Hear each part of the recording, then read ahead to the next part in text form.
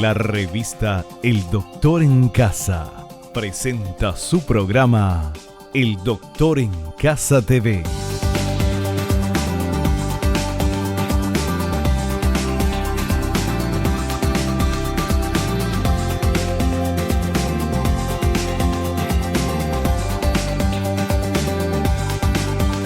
Con la conducción de Vivi Landó.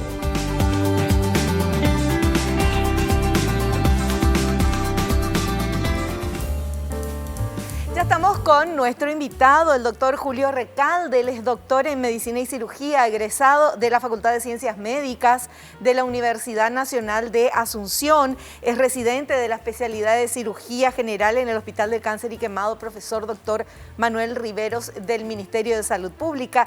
Residente en la especialidad de Cirugía Plástica en el Hospital de Clínicas de Porto Alegre, Brasil, de la Universidad Federal de Río Grande do Sul. Tiene una trayectoria como cirujano plástico e instructor de posgrado, nombrado por la Facultad de Ciencias Médicas de la Universidad Nacional de Asunción, y es director médico de Operación Sonrisa Paraguay, y es amigo de la casa y es un súper capo y está acá con nosotros. Hola Doc, bienvenido al programa, ¿cómo te va? Muy bien, muchísimas gracias Vivi por la invitación y un gusto estar aquí de vuelta con los amigos. Bueno, hoy queremos hablar, me apasiona este tema, cirugías estéticas para la belleza integral. Explícanos qué quiere decir cirugía estética para la belleza integral. Bueno, normalmente la belleza integral tiene a ver con todo, ¿verdad? Es el rostro, el cuerpo, las mamas, de todo un poco, ¿verdad? Siempre lo integral otra vez depende siempre de cuál es la preocupación del paciente, sí, ¿verdad? Entonces podemos abarcar muchas pequeñas cosas en el rostro, ¿verdad? O de repente una gran cirugía en el rostro, que es lo que el paciente necesita. Pero, por ejemplo, pequeñas cirugías serían hacer los párpados, blefaroplastia, hacer algún levantamiento de cejas, sea con Botox o con una cirugía de levantamiento. A veces algún pequeño levantamiento con hilos o hacer un lifting ya, ¿verdad? Y siempre tenemos una variedad de pequeñas áreas en las cuales podemos ir. Y normalmente hablamos de integral cuando intervenimos en pequeñas cosas y se tiene un buen resultado en forma general sin haber insistido en ninguna cosa específicamente, ¿verdad? Claro, claro. O sea, ir arreglando en diferentes lugares el rostro, el cuerpo, pequeñas cositas, no una operación así grande. Claro, no un gran cambio, ¿verdad? Resulta que principalmente cuando hablamos en el rostro, los pacientes no quieren que se vea el cambio. Querés estar más joven, pero que no se note. Claro, entonces cierto. Eso implica, ¿por qué? Porque cuanto más agresivo el cambio, más larga también es la recuperación. Claro. Entonces, hoy en día se insiste más en pequeños procedimientos para ir contemporizando el envejecimiento y no una gran cirugía. Claro. O por lo menos retrasar más aquella gran cirugía que va a ser necesaria en algún momento. Así mismo. Bueno, ahora viene una pregunta particular mía. Doctor, ¿qué se puede hacer con acá esta parte de los ojos? La piel pues ya pasa el tiempo y ya se arruga y no hay cremita que te salve de eso. ¿Hay algo o ya me tengo que acostumbrar nomás a tener arruguitas ahí? Y siempre se puede operar, ¿verdad? ¿Operar? Claro. Los párpados se pueden operar, arriba y abajo. Los de abajo también. Se puede sacar la grasa, se puede sacar el exceso de piel. Ahora hay una cantidad de productos nuevos de inyección que se pueden colocar y especialmente para tratar el escalón que se forma entre el párpado y la mejilla, ¿verdad? Sí. Ese escalón, hunde. Claro. Ajá. Ese escalón se puede tratar a veces con algún tipo de relleno, como el Radiese, que es hidroxiapatita de calcio, o con ácido hialurónico, ¿verdad? Siempre todo en pequeñas cantidades, claro, ¿verdad? Siempre sujeto a complicaciones también. Claro. Entonces es muy importante la confianza del paciente para con el médico. Y la expertise del médico también. Claro, doctor. claro. que tenga ya experiencia en hacer eso, ¿verdad? Exacto. Yo siempre les digo en general a las personas, porque hago el doctor en casa y siempre me dicen, bueno, ¿y qué médico me recomendás? Bueno, yo recomiendo siempre los mejores profesionales, que son los que vienen a nuestro programa, pero también les recomiendo que miren el resultado que tuvo otra gente que trató con ese médico, porque entonces ahí vos te das cuenta de si te gusta ese resultado o no, ¿verdad? Bueno, yo ya hice mi pregunta, ahora vamos con este primer material, por favor. El tratamiento quirúrgico de rejuvenecimiento frontal. Aún con la toxina botulínica, el tratamiento quirúrgico tiene su lugar y puede consistir en una cirugía vía endoscópica, con entrada desde los cabellos de la región frontal, con despegamiento y reposicionamiento de las estructuras de la frente y cejas. Otra opción más agresiva es el estiramiento frontal tradicional, que retira un área de piel que puede ser pilosa, no pilosa de la frente e inclusive un segmento con arrugas de la frente, especialmente si son muy profundas.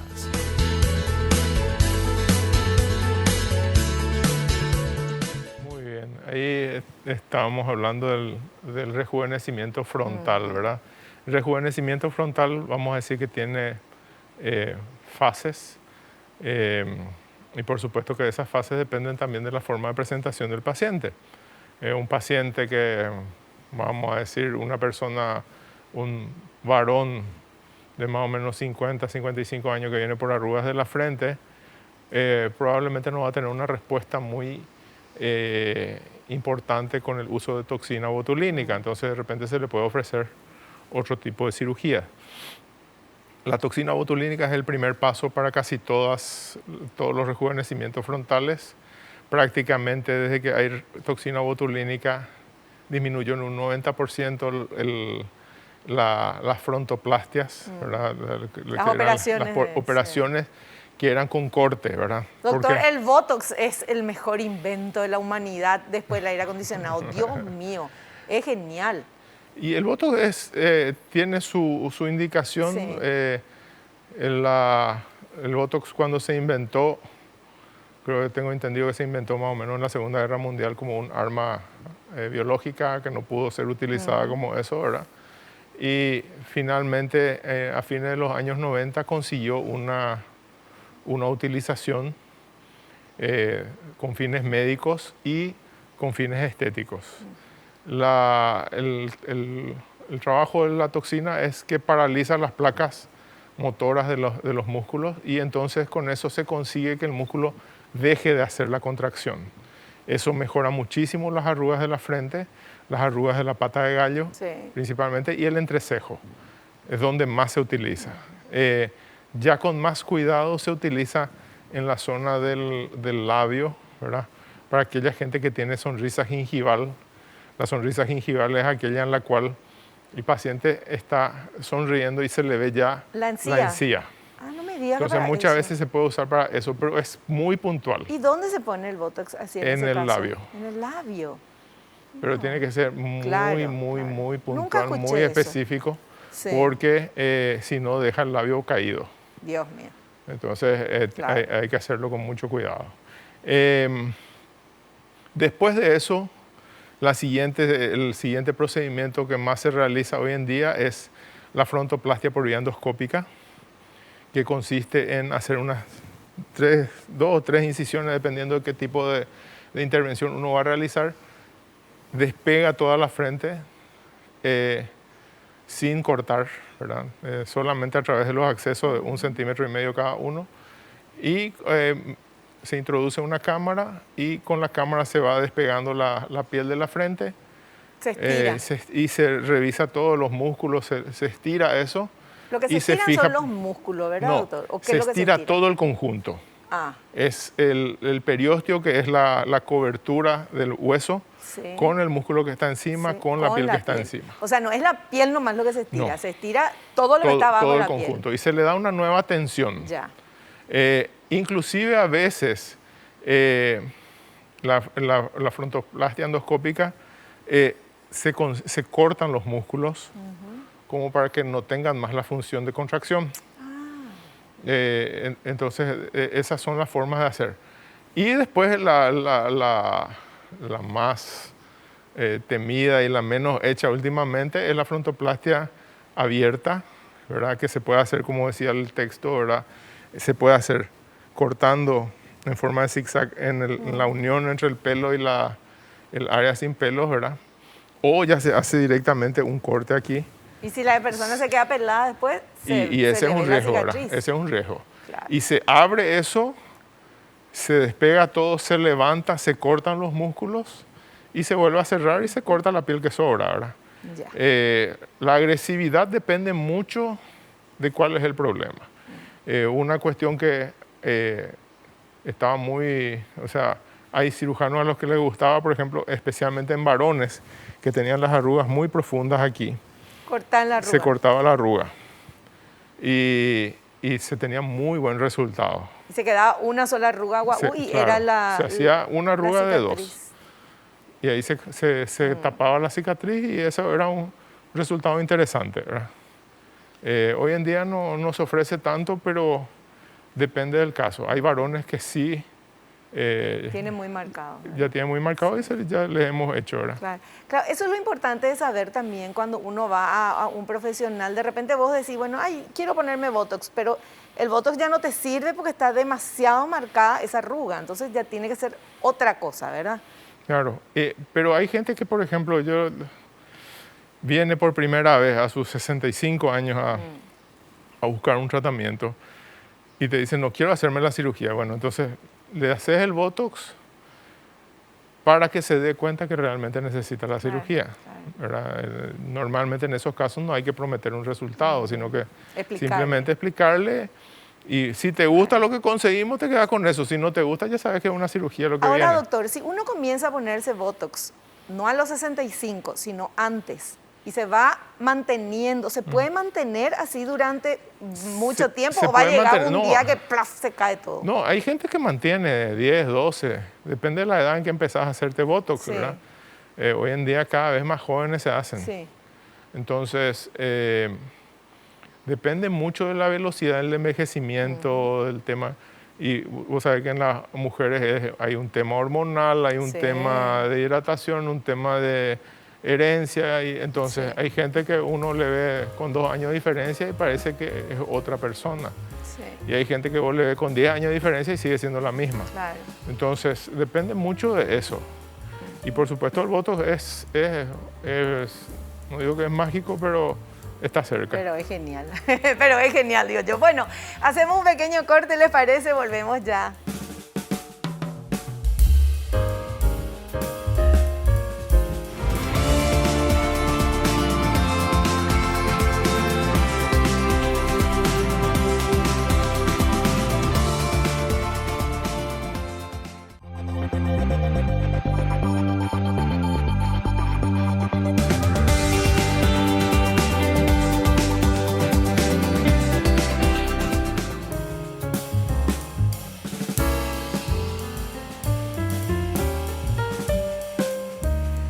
Continuamos hablando con nuestro invitado, el doctor Julio Recalde, sobre las diferentes cirugías estéticas para la belleza integral. Y vamos con este material que habla de las cirugías de párpados. La cirugía de corrección de párpados consiste en retirar los excesos de piel, músculos y grasa. En algunas ocasiones se realiza un tensado del párpado inferior y en otras un levantamiento de la frente como parte del tratamiento. Se puede realizar bajo anestesia local y sedación. Demora aproximadamente 1 hora. Los puntos se retiran en 6 a 8 días y puede haber moretones en grado variable. El cuidado posoperatorio consiste en descansar con la cabeza alta, aplicar compresas bien frías y el uso ocasional de gotas oculares. El edema desaparece en un 80% en el primer mes y el resultado final puede demorar hasta 6 meses.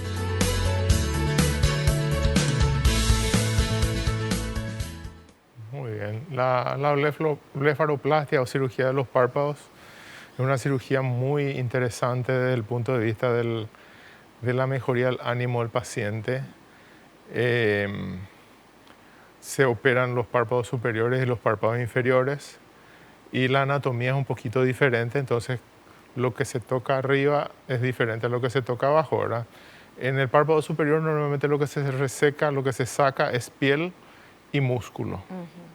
Y a veces en la parte de adentro de los ojos una pequeña bolsita de grasa que suele salir con la edad. O sea, se suele exteriorizar.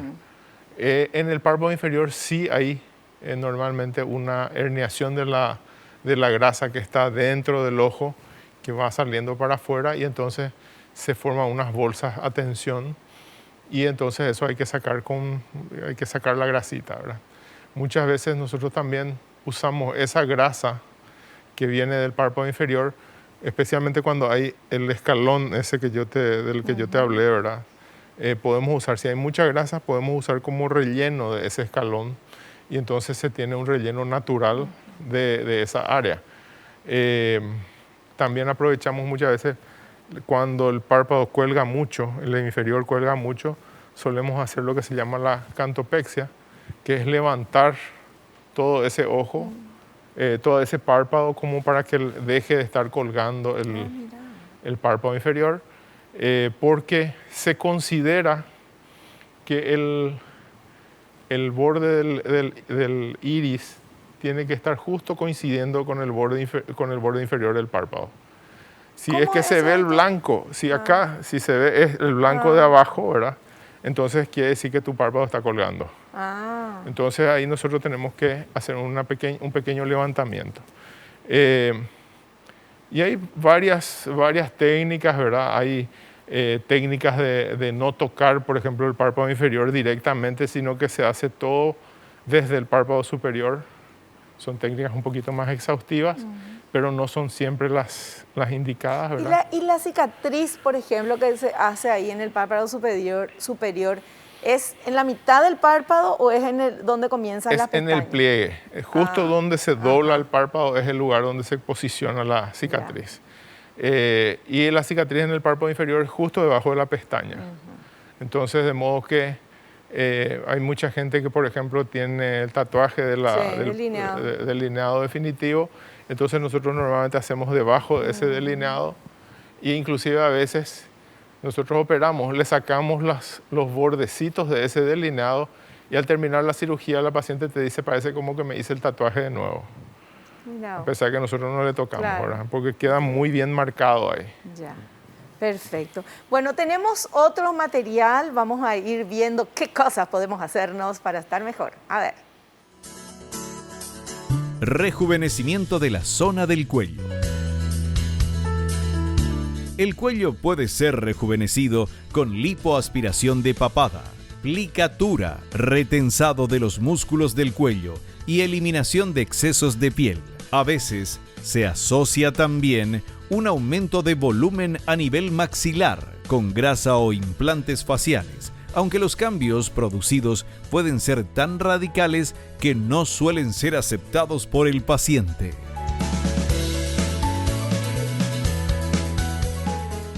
Dios mío, doctor, esto sí que me interesa, porque en el lugar donde más se nota el paso de los años, puedes hacerte la pendejita como yo, pero es acá en el cuello y en las manos. Exacto. Contanos, doctor, ¿qué podemos hacer en el cuello? Lo del cuello es siempre variable, ¿verdad? Podemos hacer una lipoaspiración. La mayoría de nosotros tenemos la tendencia a acumular grasa en la zona del cuello, entonces retirar la grasa del cuello. Si los músculos están muy flojos, ya convendría hacer un lifting, ¿verdad? Del cuello. ¿Y esa cosa que te aparece acá? El cuello de pavo. Cuello de pavo, exactamente. Y eso es porque son dos músculos que se van empezando a colgar, pierden su tensión y entonces van empezando a colgar y caen. Y entonces en esos casos hay que abrir, normalmente abrimos por debajo del mentón y ubicamos el músculo y le damos unos puntos como para que se vuelva a juntar y definir el cuello. Pero por lo general solamente haciendo los puntos acá en el medio del cuello no da para rejuvenecer todo, entonces tenemos que entrar desde atrás de la oreja a estirar también hacia los costados. ¿Y la piel también, doctor? La piel también. Ajá. La piel también. Por lo general sí. Ocasionalmente hay algún caso donde no necesitas tocar piel, pero casi siempre implica tocar piel, músculo y grasa. Ya, perfecto. Bueno, tenemos otro material. Anda, ya anotando todo lo que te tenés que hacer. Yo ya estoy anotando acá. A ver. Los cambios que pueden producirse con la cirugía estética nasal. Puede cambiar el tamaño de la nariz en relación con las demás estructuras faciales, el ancho de la nariz a la altura del tabique nasal, el perfil de la nariz cuando tiene jivas o depresiones a la altura del tabique nasal, la punta de la nariz que es demasiado grande o bulbosa, está caída o es muy respingada, las fosas nasales grandes, anchas o respingadas, asimetría y desviación nasal. Bueno, la cirugía de la nariz es hoy en día diríamos que es el mayor desafío del cirujano plástico, en el sentido de que sigue siendo la más imprevisible de todas las cirugías estéticas. Es objeto de mucho estudio, es objeto de mucha revisión permanentemente, porque a pesar de todo lo que podemos conseguir, queremos conseguir todo eso y que aparente natural, ¿verdad? Ya no se busca más esa nariz Perfecta. Tan respingada, sí, tan finita, tan tocada, que era muy natural hace 25, 30 años, ¿verdad? Yo recuerdo cuando yo estudiaba que uno miraba y la gente mismo decía, quiero una nariz natural como esa, y esa nariz no era natural, ¿verdad? Claro. Entonces, hoy en día los conceptos van cambiando, tratamos de hacer una cirugía más acorde al rostro del paciente, acorde al tipo étnico del paciente, ¿verdad? Que parezca una nariz linda, pero de su raza, de su origen, ¿verdad? Por ejemplo, acá en nuestro medio no es muy común, pero la gente de raza oriental, los orientales, por ejemplo, suelen tener una nariz muy pequeña y las cirugías que se hacen en ellos son cirugías de aumento. Y acá en los latinos normalmente las cirugías son de disminución, sí, son de achicar la nariz. Pero hoy en día se busca que la nariz sea más chica, que funcione mejor inclusive, sí, ¿verdad? Porque de nada sirve una nariz linda pero que no funcione, claro, que no pueda respirar.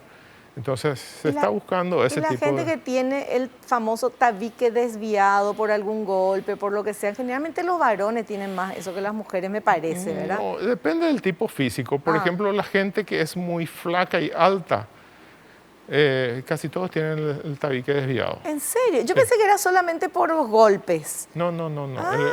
O sea, ya nacés con tu tabique desviado. Y el concepto del tabique siempre es muy diferente entre lo que nosotros como médicos consideramos el tabique y lo que el vulgo de la gente considera el tabique, ¿verdad? ¿Qué es lo que es el tabique? El tabique es el cartílago que está adentro de la nariz que separa el lado derecho del lado izquierdo. Sí. El que está en el medio. Sí. Y el tabique no sale acá afuera. Ah. Entonces te dicen, de repente vienen y tienen sí, una jiba dorsal alta y te dicen, tengo el tabique desviado. Eso no es el tabique, ¿verdad? Y normalmente todos tenemos un pequeño desvío de la nariz porque el rostro nunca es perfectamente igual de un lado al otro. Sí. Entonces siempre hay un pequeño desvío y esas cosas tenemos que señalar antes de tocarle al paciente. Ya, perfecto. Bueno, ahora vamos con el siguiente material. Las opciones de colocación de los implantes mamarios. Se pueden colocar de forma habitual por vía transareolar, submamaria o axilar. En raras ocasiones se utilizan otras vías, como ser cicatrices en las reconstrucciones o por vía umbilical. La cirugía demora habitualmente entre 1 a 2 horas y se puede realizar bajo anestesia general, anestesia regional o anestesia local y sedación. El periodo de internación varía de 12 a 24 horas y se retoman las actividades cotidianas de forma leve.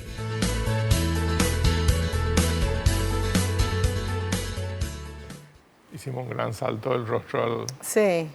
a las mamas, ¿verdad? Bueno, la cirugía de las mamas es una de las cirugías de aumento mamario, es una de las cirugías que más se realiza en el ambiente de la cirugía estética. Es una cirugía muy aceptada a nivel social, ¿verdad?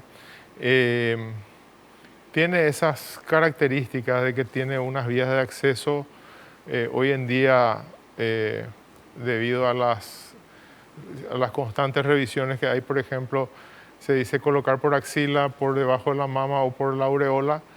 Hoy en día lo que está recomendado, por ejemplo, por la escuela americana es colocar los implantes mamarios por vía submamaria, porque es por donde menos vamos a tocar la glándula. No vamos a tener que tocar los pezones, la aureola, ni nada, ¿verdad? Directamente entramos en el plano donde vamos a colocar, que puede ser subglandular o submuscular, y la mama en sí está independiente a lo que nosotros hacemos. ¿Qué es mejor, poner bajo el músculo o bajo la glándula? O no sé Yo cómo es. considero, ¿verdad?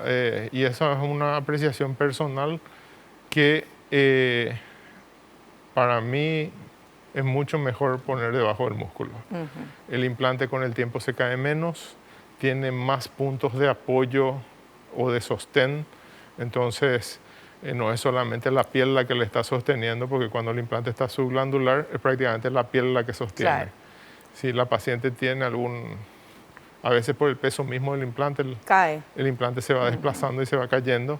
Sin embargo, cuando es submuscular tiene más formas de sostenerse. Queda más natural Y queda también, más seguramente. natural, ¿verdad? Doctor, en el caso de una mujer que tenga historial en su familia de cáncer de mama y quiere, no sé cómo se llama eso, no tiene cáncer de mama ella, ¿verdad? Pero previniendo, quiere sacarse y ponerse ponerse implantes, ¿eso se puede hacer? Se puede hacer. No es muy común, ¿verdad? Ya realicé ese tipo de cirugía. Normalmente eso implica 2 cirugías, ¿verdad? Y a veces es mejor esperar para hacer la siguiente, porque una cirugía es destructiva, que es sacar Extirpar, ¿verdad? extirpar, ¿verdad? Y normalmente si vamos a extirpar se saca la glándula en forma subcutánea, sin, ¿cómo te voy a decir? Sin lesionar el músculo y todo ese tipo de cosas. Y entonces la reconstrucción la haces por debajo del músculo. Y entonces el área donde sacaste no está en contacto con el área donde reconstruiste. ¿Y se puede hacer en la misma vez o no? Se puede hacer en la misma vez. Depende, hay muchas variables, ¿verdad? Y depende de cuáles son los motivos del paciente y cuáles son las dificultades que nosotros encontramos a la hora de planear. Porque si te pide ponerme un implante enorme o alguna cosa, esa es preferible hacer en otra ocasión. Claro, claro, perfecto. Bueno, nosotros tenemos que hacer un pequeño corte. A la vuelta continuamos, vamos a hablar. Fuimos bajando, viste que comenzamos acá, la frente, el ojo, la nariz, el cuello, las mamas. Imagínate por dónde andamos. A la vuelta estamos ahí, en la pancita. Volvemos ya.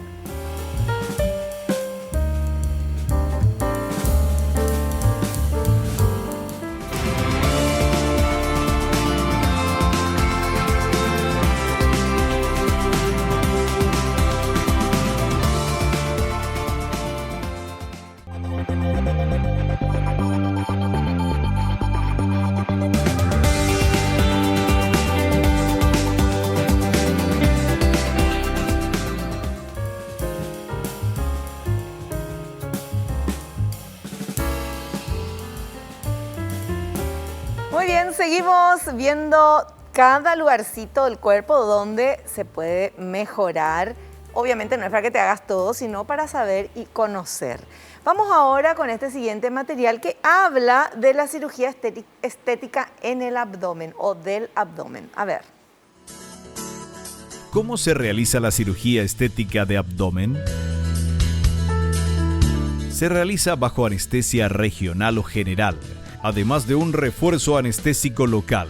Muchas veces se combina con procedimientos como lipoaspiración en otras regiones del cuerpo, por lo que normalmente se realizan primero esos procedimientos y se finaliza con la cirugía abdominal.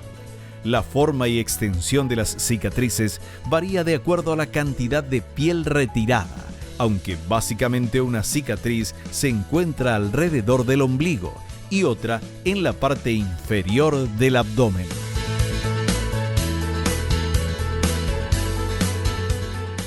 Muy bien. La cirugía abdominal a la que nos estamos refiriendo, ¿verdad?, es lo que comúnmente se llama abdominoplastia o dermolipectomía abdominal, que son sinónimos prácticamente. Consiste en la retirada de piel por lo general. Otra cirugía estética abdominal, por supuesto, la lipoaspiración del abdomen. Pero la dermolipectomía abdominal es una cirugía muy común, muy solicitada. Muchas veces tenemos en la consulta pacientes que vienen pidiendo una lipoaspiración, pero al final terminamos poniéndonos de acuerdo en una dermolipectomía abdominal por el hecho de que ella tuvo varios hijos, tiene flacidez, tiene subidas y bajadas de peso y por lo tanto la elasticidad de la piel no da como para ofrecerle una lipoaspiración solamente. Aparejado a esto viene el tema de que los músculos abdominales normalmente con los embarazos se van separando y entonces cada vez hay una diastasis mayor, que es la separación de los músculos, y por lo tanto normalmente parte de nuestro procedimiento es reparar esa musculatura y si hay alguna hernia a nivel umbilical también ya se repara. Y entonces es una cirugía que puede ser extensa de por sí, ¿verdad? Hoy en día hay técnicas nuevas, tenemos un colega de Colombia que creó una técnica en la cual aparte de coser los músculos en la línea media, se cosen los músculos en forma transversal, especialmente en los pacientes que tienen el ombligo muy alto, y eso sirve para que el ombligo descienda y podamos hacer un cierre de piel más tranquilo, ¿verdad? También algo de lo que normalmente no se habla, pero que solemos hacer es, en esa misma cirugía levantamos el monte de Venus, ¿verdad? Porque después de haber tenido 2, 3 embarazos, cesáreas y todo eso, es como que el pubis, el monte de Venus baja mucho y solemos darle un levantamiento a eso, de modo que especialmente al vestir un bikini o una cosa de esa, la paciente pueda tener una forma agradable, ¿verdad? También solemos hacer lipoaspiración de la zona del monte de Venus, como para que al disminuir todo este volumen de abdomen, que no quede el monte de Venus muy saliente, claro, ¿verdad? Claro. Entonces todos esos cuidados se tienen normalmente cuando hacemos estas cirugías de abdomen y los resultados son muy interesantes. Doctor, ¿y la cicatriz? Porque conozco personas que se hicieron, la cicatriz es grande en la parte de la línea del bikini, por decirlo. Normalmente de cadera a cadera. Ajá. Normalmente de cadera a cadera. Y no depende, como yo suelo decir, eso no es una cuestión que depende de mí, sino que depende de la cantidad de piel que el paciente tiene. Hay casos, problemas en los cuales tiene un poco de piel floja, pero no demasiada, y entonces transigimos con el paciente a ver si quiere eliminar toda la piel que le sobra o si solamente quiere darle un poquito de tensión. Entonces en esos casos le hacemos una mini dermo, sacamos un segmento de piel del ancho de la cesárea y de una altura pequeña y no cosemos la musculatura, ¿verdad? Claro. Ahora, a veces, por ejemplo, tengo ese tipo de pacientes con poca piel de sobra, pero con mucha diastasis, que son pacientes flaquitas, pero con el abdomen muy protruyente. Sí. Y en esos casos tenés que hacer únicamente porque tenemos que despegar hasta acá arriba para coser toda esa musculatura. Perfecto. Bueno, esto se hace en mujeres y varones, ¿verdad? Se pueden hacer mujeres y varones, sí. En los varones, más que nada, estamos haciendo mucho en aquellos pacientes que han bajado mucho de peso. Claro. En los ex-obesos principalmente. Que quedan con muchísima piel sobrando. Exacto. ¿Verdad? Bueno, genial. Hay solución para todo, ¿eh? Vamos, por favor, con el siguiente material. Utilización de la lipoescultura. Es un complemento que se suele hacer con las lipoaspiraciones. Cuando hablamos de lipoescultura, hablamos de la grasa que ha sido extraída y que se preserva para utilizar como relleno en otras áreas. Es popularmente conocida por ser utilizada para relleno de glúteos, pero se utiliza en casi cualquier lugar como relleno de aumento y a veces para simetrizar mamas o camuflar defectos, sean naturales o producidos por otras cirugías.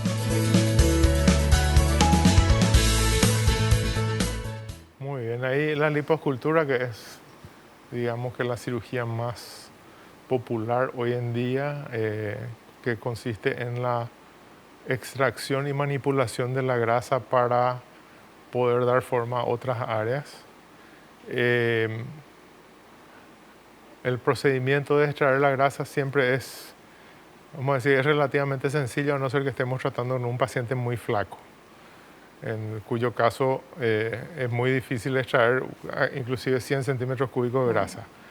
Pero normalmente extraemos la grasa, la manipulamos. Hay diferentes técnicas de manipulación, ¿verdad? Desde lo que se llama la decantación simple, que es dejarla en un botellón y dejar que se separe lo que es la grasa del líquido, de la sangre y todo eso, que es la forma más popular de utilización de la grasa.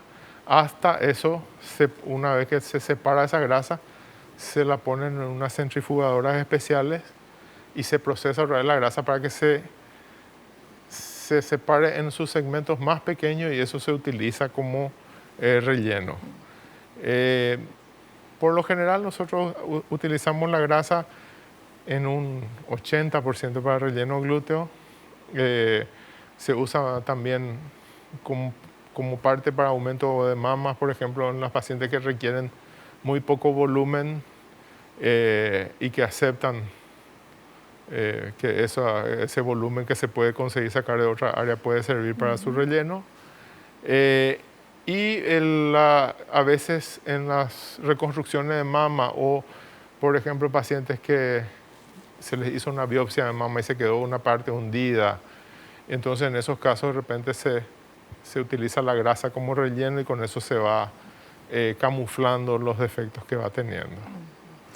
Doctor, la grasa que se vuelve a poner en la liposcultura, ¿eso se vuelve a absorber por el cuerpo o se queda? Se puede absorber en un porcentaje variable, entre 40 y 60%, dependiendo del tipo de manoseo que se ha realizado y principalmente de la presión con que se extrajo la grasa. Entonces, normalmente cuando nosotros vamos a usar grasa para injerto, hacemos la extracción de esa grasa con una presión menor para que esa grasa no se destruya. Y le pones mayor cantidad para que después quede lo que... Siempre se sobrecorrige, ya, la mayor parte de las veces. Perfecto. Bueno, vamos a hacer un pequeño corte. A la vuelta tenemos preguntas de ustedes. Volvemos ya.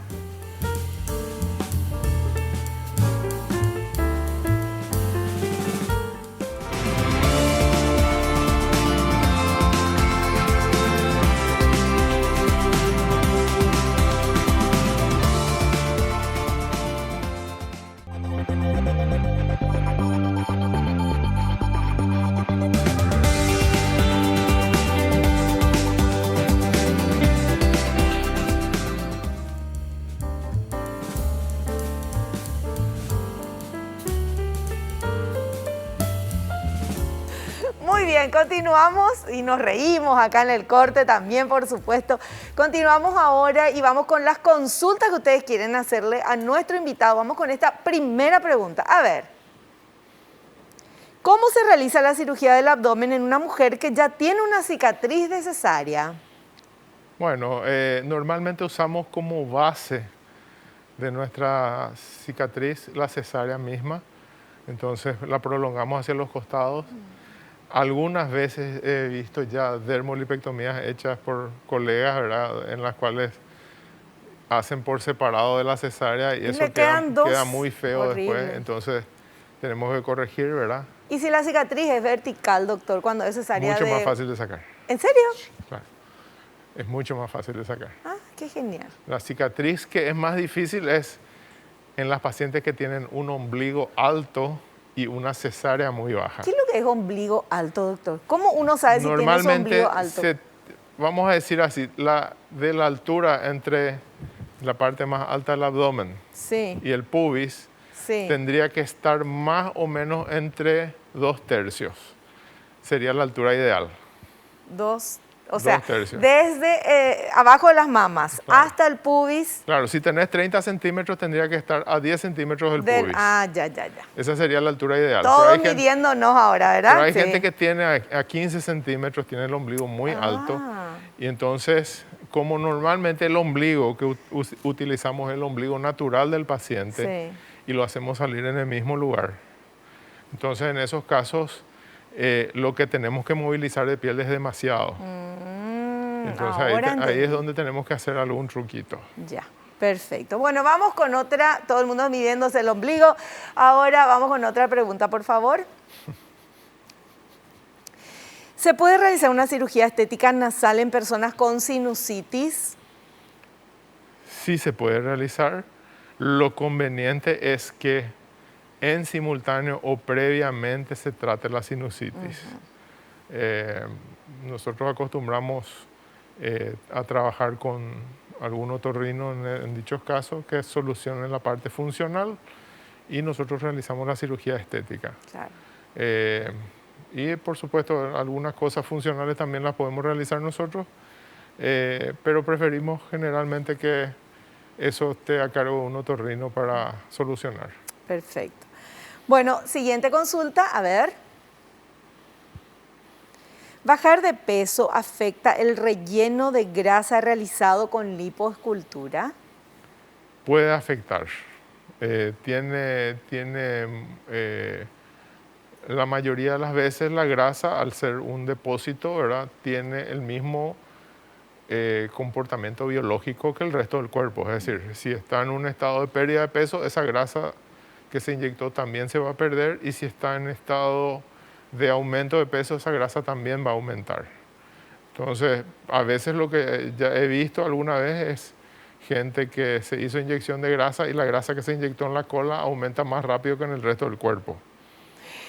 Y entonces quedan unas nalgotas Claro. así que al final tenés que hacer lipoaspiración de esa zona también. Claro.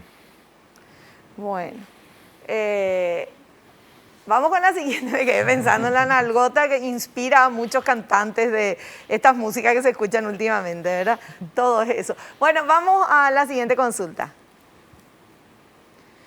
¿El implante mamario afecta la palpación en el autoexamen de mamas o el resultado de la mamografía? Muy interesante la pregunta. Bueno, el implante mamario ayuda mucho a la autopalpación porque da una base sobre la cual tocarse.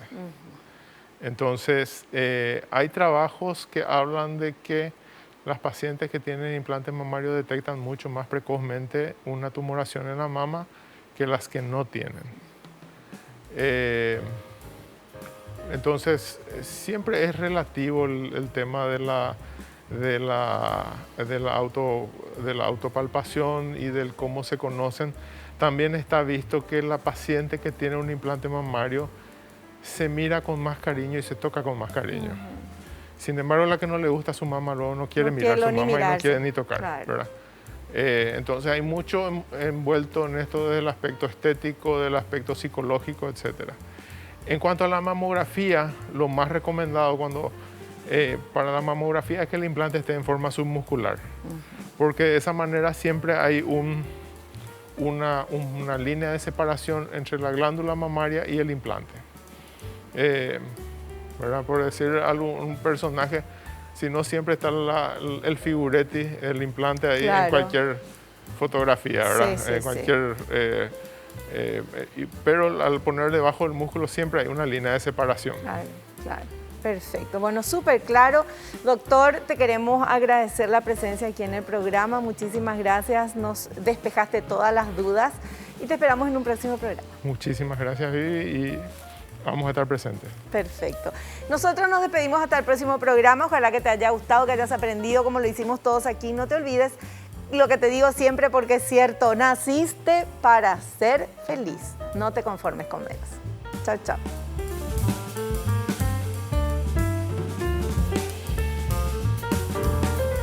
La revista El Doctor en Casa presentó a Vivi Landó en el programa El Doctor en Casa TV. Este programa fue patrocinado por Capaclor, campaña Museo Invisible. Con el auspicio de AS 125. Con un comprimido al día, prevenís el infarto.